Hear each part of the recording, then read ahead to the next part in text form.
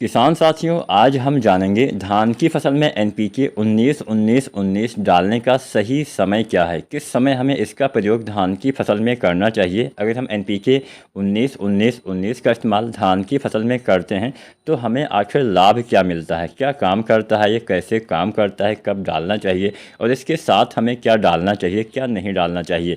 ये तमाम चीज़ें आज की वीडियो में हम डिस्कस करने वाले हैं, इसकी जानकारी आपको देने वाले हैं। तो अगर अभी तक आपने इंडियन एग्री हेल्प चैनल को सब्सक्राइब नहीं किया है, सबसे पहले चैनल को सब्सक्राइब करिए। कोई भी आपके मन में सवाल हो, सुझाव हो, नीचे कमेंट करिए और वीडियो को लाइक शेयर करना मत भूलिएगा। तो चलिए ज़्यादा समय नहीं लेते हैं, वीडियो को स्टार्ट करते हैं। जानते हैं हमें 19-19-19 धान में कब प्रयोग करना चाहिए। सबसे पहले हम एनपीके के बारे में जानते हैं, आखिर ये है क्या। किसान साथियों, ये एक घुलनशील उर्वरक है जिसमें 19% की मात्रा में नाइट्रोजन पाया जाता है, 19% इसमें फास्फोरस पाया जाता है और 19% पोटेशियम यानी पोटास पाया जाता है। अब आप सभी को पता ही होगा या नहीं पता है तो मैं आपको बताते चलूँ। नाइट्रोजन, फास्फोरस और पोटास ये तीन हमारे किसी भी फसल के लिए मेन तत्व माने जाते हैं, मेन उर्वरक यही माने जाते हैं। इसके अलावा बहुत सारे सूक्ष्म तत्व होते हैं, जैसे जिंक हो गया, सल्फर हो गया, आपका बोरोन हो गया, ये सूक्ष्म तत्वों की कैटेगरी में आते हैं। जबकि आपका नाइट्रोजन, फास्फोरस और जो हो गया पोटास, ये हमारे मेन जो तत्व होते हैं उसमें आते हैं। अब किसी भी फसल के विकास के लिए हमारे मेन तत्व की आवश्यकता ज़्यादा से ज़्यादा पड़ती है, वही सूक्ष्म तत्वों की आवश्यकता थोड़ा कम पड़ती है। तो इसलिए पौधे के शुरुआती विकास में इन तीनों तत्वों की बराबर मात्रा में ही आवश्यकता पड़ती है। बाद में ये मात्रा कम ज़्यादा हो जाती है। जैसे शुरुआती अवस्था में विकास में हमारे पौधे की जड़ों का विकास अच्छे से हो, हमारे पौधे में तने का विकास अच्छे से हो, हमारे पौधे में वानस्पतिक विकास, कल्ले का फुटाव, पत्ते का विकास, हरियाली, ये सब अच्छे से होने के लिए हमें सभी चीज़ें बराबर मात्रा में ही देनी होती हैं। तो इन्हीं सब बातों को ध्यान में रख के ही कंपनियां जो है ये तरह तरह के एनपीके बनाती हैं। जैसे एनपीके 19-19-19 शुरुआती अवस्था के लिए ही बनाया गया। इसके अलावा बहुत तरह के एनपीके आते हैं, जैसे आपका हो गया 0-52-34 गबोट अवस्था के लिए, मतलब बालियाँ निकलने वाली अवस्था के लिए। इसके बाद में 0050 बालियाँ निकलने के बाद, 13-045 भी बालियाँ निकलने के बाद, 12-61-0 भी आता है जो आपके जड़ों के विकास में काफ़ी मदद करता है। तो तरह तरह के एनपीके अपने फसल की आवश्यकता अनुसार आगे पीछे आपको डालना होता है और इसका इस्तेमाल धान की रोपाई के शुरुआती अवस्था में ही, मतलब किसी भी फसल के शुरुआती अवस्था में ही करने से अच्छा लाभ मिलता है। तो वो शुरुआती अवस्था कब आती है ये भी मैं आपको बता देता हूँ। धान की फसल की 20 से 25 दिन वाली अवस्था सबसे परफेक्ट, सबसे सही अवस्था मानी गई है इस खाद के इस्तेमाल करने के लिए।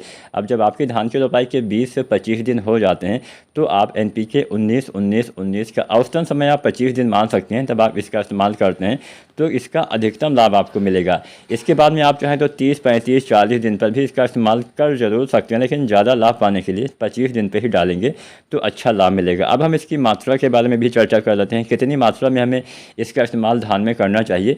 तो इसकी आप मात्रा रखेंगे 1 से 2 kg। अब अपने फसल के हिसाब से इसकी मात्रा कम कर लेना है। औसतन अगर हम मात्रा जाने तो 1 से 1.5 kg मात्रा प्रति एकड़ तक पर्याप्त होती है, लेकिन कई बार हम 2 kg भी प्रयोग कर सकते हैं। किस स्थिति में कर सकते हैं ये भी जान लेते हैं। कई बार हमारी फसलें थोड़ा ज़्यादा कमज़ोर रहती हैं, तो ज़्यादा कमज़ोर वाली फसल में मात्रा आप 2 kg अधिकतम ले सकते हैं। वैसे 1 से 1.5 kg मात्रा ही पर्याप्त रहने वाली है। औसतन 1 से 1.5 kg ही आपको डालना चाहिए। अब यहाँ पर हमने 2 kg इसलिए बता दिया क्योंकि बहुत सारे किसान भाइयों की फसल थोड़ा ज़्यादा कमज़ोर रहती है, पीलापन, अच्छे कलर नहीं आते हैं, तो उस कंडीशन में आप 2 kg तक भी डाल सकते हैं। अब बात यह आती है कि हमने 20-25 दिन पर इसका इस्तेमाल तो कर दिया, इसके साथ में हमें क्या डालना चाहिए। इसके साथ में आप 1-2 चीज़ों का इस्तेमाल कर सकते हैं। पहली चीज़ तो आप कोई भी ग्रोथ प्रमोटर का इस्तेमाल करिए। किसान साथियों, आप सागरिका डाल सकते हैं। सागरिका जो आती है इफ्को की, इसके इस्तेमाल से भी अच्छा लाभ मिलता है और एनपीके के साथ में आप सागरिका बड़ी आसानी से प्रयोग भी कर सकते हैं। तो सागरिका लिक्विड डालने से फ़ायदा क्या मिलता है, जड़ों का विकास अच्छे से होगा, तेज़ी से होगा, पौधे में भोजन काफ़ी अच्छे से बनता है। तो अगर आपका थोड़ा सा बजट है तो आप सागरिका लिक्विड डालिए एनपीके के साथ में। तो एनपीके 1 से 1.5 kg डालना है और सागरिका लिक्विड 250 ml से 500 ml तक डालना होता है। अब 250 से 300 ml तक आपको अपनी अच्छी वाली फसल में डालना है। थोड़ा सा फसल कमज़ोर है तो आपको मात्रा 300 से 400 ml लेनी है। फसल बहुत ज़्यादा कमज़ोर है, 400 से 500 ml अधिकतम आप डाल सकते हैं, अच्छा लाभ मिलेगा। तो औसतन आप 300-400 ml मान सकते हैं सागरिका लेना है। इसके साथ में आप चाहें तो जो जिंक आती है 12% वाली चिलेटेड जिंक आती है, यहाँ पे आपको ना तो 33% वाला जिंक लेना है, ना ही 21% वाला जिंक लेना है। जिंक सल्फेट का इस्तेमाल ही नहीं नहीं करना है। जो चिलेटेड फॉर्म में आती है एडिटिया जिंक आती है 12% वाली, इसका इस्तेमाल करना है और इसकी आपको लगभग 100 से 125 ग्राम मात्रा इस्तेमाल करनी है। 100 ग्राम मात्रा ही पर्याप्त रहेगी। तो 100 ग्राम आपको 12% वाली जिंक लेनी है, साथ में सागरिका 300-400 ml, साथ में NPK 1 से 1.5 kg आपको इस्तेमाल कर देना है लगभग 25 दिन पे।